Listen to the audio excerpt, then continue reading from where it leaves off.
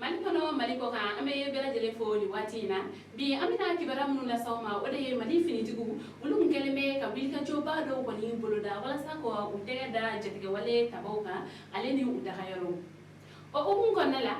kawla dona kafo ni bilka joba yere ale to kera ko gatcha keletigi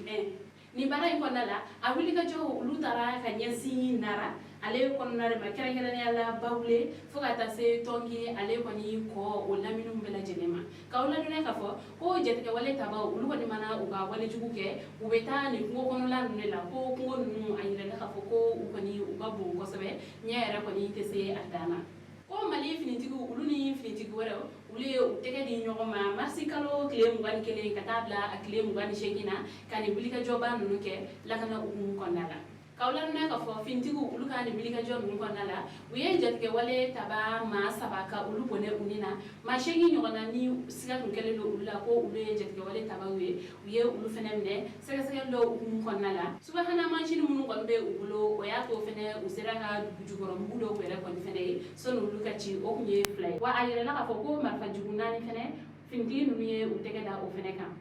ko wa jetige wale tabanu uluka moto duru nyogona uyo omine oga o moto duru ni yera ko na sabaje na ola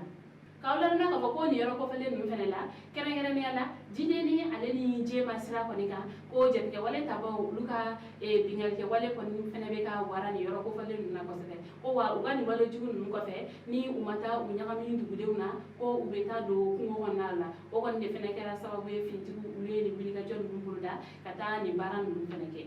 ambal ma am me feka o kibaram ni la sakluma ani ci aka kluma jola o kambe anya wala